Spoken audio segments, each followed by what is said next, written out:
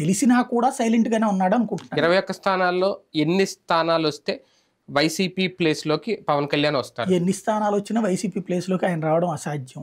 ఎందుకు అంటే వైసీపీ ఓటమి పాలైతే నేను అదే ఓటమి పాలైనా కూడా YSR Congress party vote SC ST minority vote bank. అది ఈయనకి ఎందుకు టర్న్ అవుతుంది?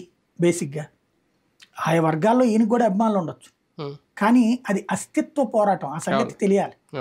అస్తిత్వ పోరాటంలో గోడ మీద పిల్లి వాటాలు యాక్సెప్ట్ చేయరు వాళ్ళు.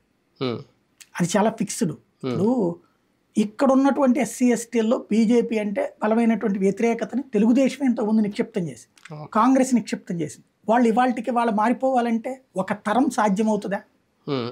వాళ్ళని కన్విన్స్ చేయాలంటే హౌస్ టు హౌస్ సిస్టమేటిక్గా వెళ్ళాలి. అది బీజేపీ ప్రయత్నిస్తోంది, కానీ అది బీజేపీ సెట్ చేస్తే ఆ ప్లాట్ఫామ్ని రేపు పొద్దున పవన్ ఉపయోగించుకోవాల్సిందే తప్పించి ఇండివిజువల్గా పవన్ కళ్యాణ్ ఆ ఓట్ బ్యాంక్ నటు తీసుకెళ్ళడానికి ఏముంది ఆయన దగ్గర? ప్రాక్టికల్గా చంద్రబాబు నాయుడు అనుసరిస్తున్న కనీస నీతి కూడా ఆయన పాటించట్ల. ఇప్పుడు ఫర్ ఎగ్జాంపుల్ చంద్రబాబు నాయుడు ఏం చేస్తాడు? వర్లరామయ్య ముందు పెడతాడు, ఆనందబాబుని ముందు పెడతాడు, ఇట్లా దళిత నాయకులు ముందన్నా పెడతాడు. వీళ్ళ పార్టీలో ఎవడున్నాడు అసలు? ఉన్నారు, కానీ ముందెవరిని పెడుతున్నారు? ఉన్నటువంటి రాపాకని పక్కన పెట్టారు.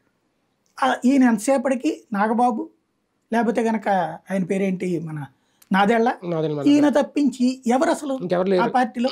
మిగతా వాళ్ళు కాపు నాయకులే ఉంటారు, అధికార ప్రతినిధి